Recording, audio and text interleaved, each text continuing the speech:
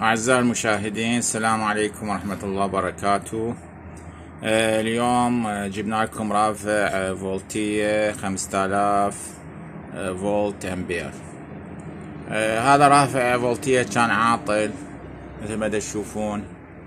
هاي الماركة مالته ريمو ريمكو، شركة ريمكو. هاي شركة ريمكو اعتقد هونغ كونغ، صناعة هونغ كونغ صين، يعني ميد ان هونغ كونغ مثل ما تشوفون.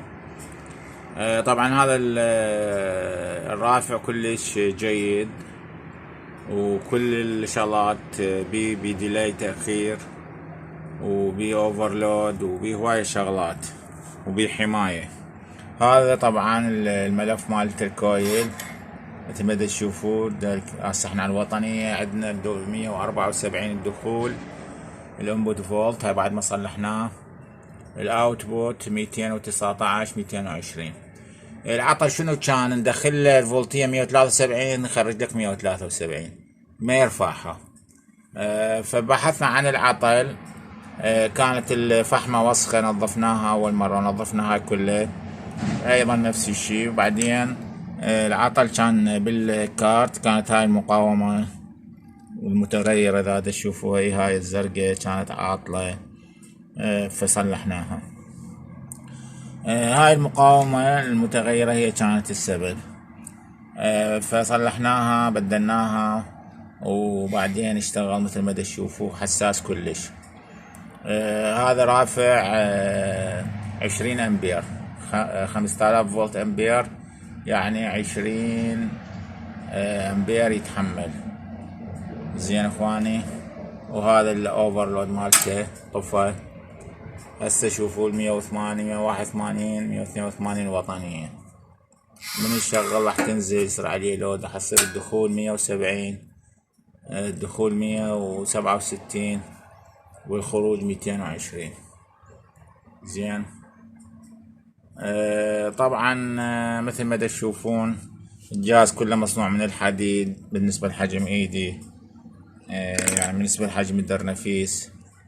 جهاز ضخم، كلش ضخم، وطبعا جهاز جيد. هاي منها دخول الفولتية ومنها خروجها. انا مشغله على السيريز. طبعا اي جهاز تريد تصلحه لازم تربطه سيريز، اللي هو هذا مصباح السيريز ابو 100 واط، وتفحص به. احنا نفحص هسه على المصباح السيريز، لان اي شورت يصير بالجهاز نعرف.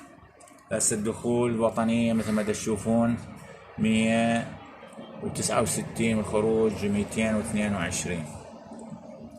هسه راح نطفي ونشغل. طفينا، هسه حشغل. شوفوا اخواني، فتح بتأخير تقريبا 5 ثواني، يلا يحول مو رأسا. زين.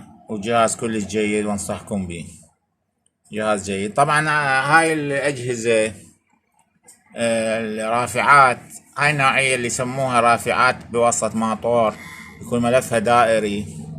هاي أفضل وأسرع بالتحويل من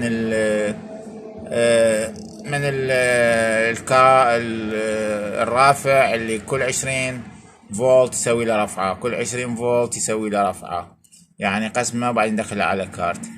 هي اثنيناتهن جيدة، بس أنا أشوف هذا أفضل من ناحية التحويل، وحساس أكثر من ذاك القديم اللي كل 20 رفعة يلفوه، اللي هو العراقي، يلفوه 20 رفعة 20 رفعة، يعني يلفوه على محولة مو هالشكل، يلفوه ويبنطوه يعني بدون ماطور، يخلوه كارت يتحكم.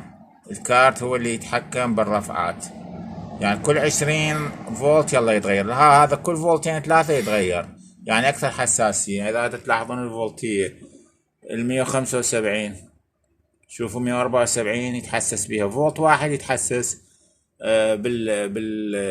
شو اسمه بالفولتية، يعني ثبتها 220.